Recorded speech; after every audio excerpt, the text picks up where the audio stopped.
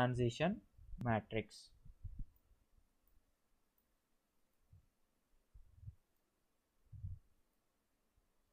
So now we will learn what is state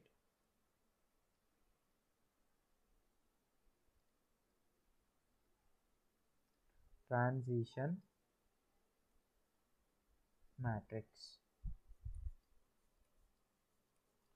So first we will write the definition of this. A matrix is said to be state transition matrix STM if it ante matrix if it satisfies linear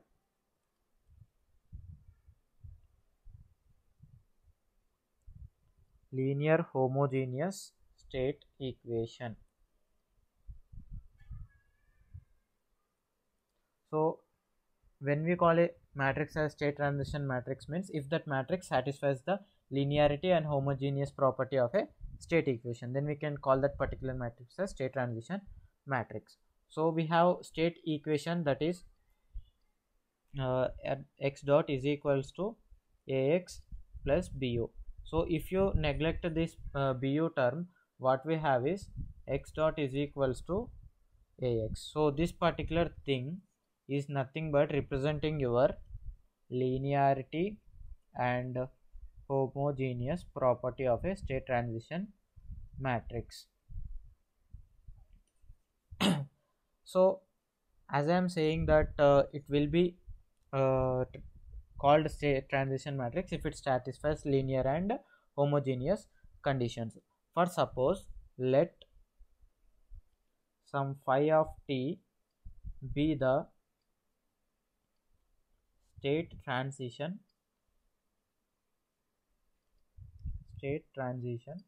matrix. So for the time being I am assuming that phi of t is one state transition matrix. So x dot of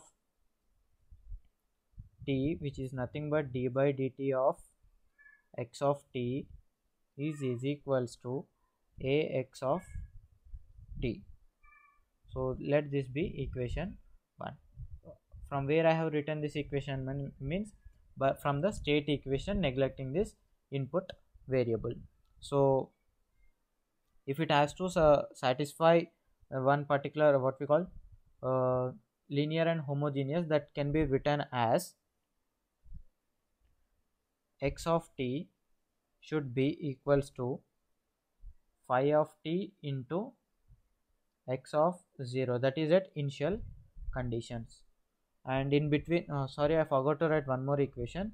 So as this is a transition matrix, phi of t is a transition matrix, so phi of t should be, I mean differentiation of phi of t should also be is equals to a into phi of t, because it is a state transition matrix and state transition matrix should always what we call satisfy this linearity and homogeneous. So linearity and homogeneous means nothing but multiplication with the A matrix with the same term whatever here we have. So this let this be the equation 2 and let this be the equation 3.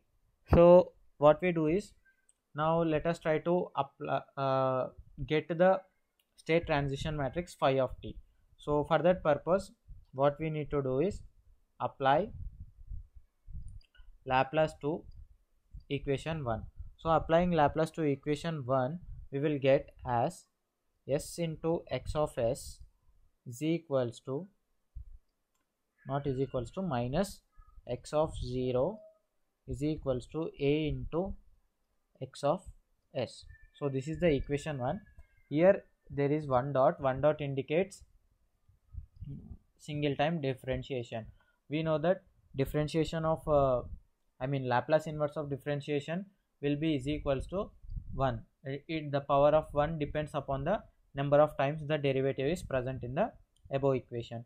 So here the number of times derivative is 1, so the power is 1, minus initial conditions will be there, so that initial conditions are x of 0. Here also it is a into x of s. So that this is what we have got here. So from this what I will do is I will rewrite this equation as s into x of s minus a into x of s is equals to x of 0. So from which take out x of s as common, so we have s minus a, and s minus a is equals to x of 0. Here a is a matrix and s is a variable, so we cannot perform any arithmetic operation between a matrix and a number. So what we have to do now, we need to convert this particular s variable into a matrix form. So what I will do is I will multiply it with the identity matrix I.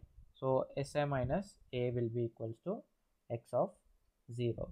So this is what we have got till now. So what I will do is I need x of s. So x of s is equals to si minus a whole inverse into x of 0. And what we have to do now, you just apply Laplace inverse to this particular equation. So on applying Laplace inverse, we will get x of t is equals to Laplace inverse of si minus a whole inverse into x of 0. So this particular term L inverse of si minus a, if you compare it with equation 3, this particular equation you just compare with equation 3, we can tell that phi of t is nothing but L inverse of si minus a whole inverse, which is nothing but the state transition matrix. So finally state transition matrix can be written as L inverse of si minus a whole inverse. So this is the derivation of state transition matrix. So let us see the advantages and the useful thing that we can draw from a state transition matrix. So with state transition matrix,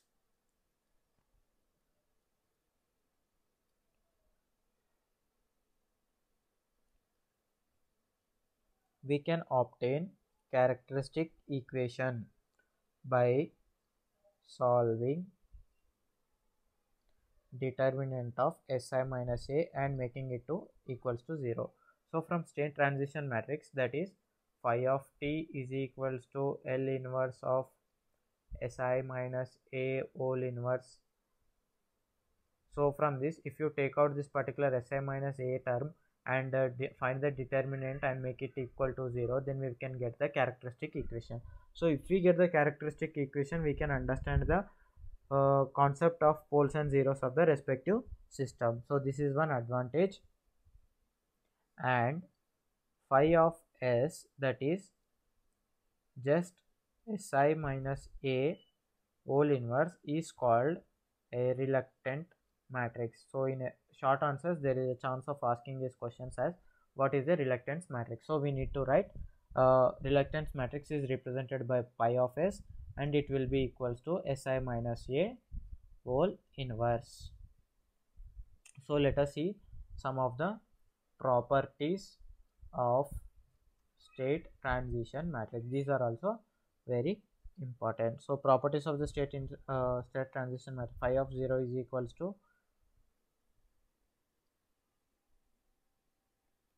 phi of 0 will be equals to an identity matrix I. And second one, phi inverse of t is equals to phi of minus t. And third property we have is phi of t whole power k is equals to phi of minus phi of just kt. And fourth property we have is phi of t naught t2 minus t1 into minus phi of t1 minus t0, which can be written as phi of T2 minus T0. So these are the 4 properties that you need to remember in order to answer any short answer question. So these properties are won't going to be involved in the numerical that we are going to solve. You just remember for the short question answers point of view.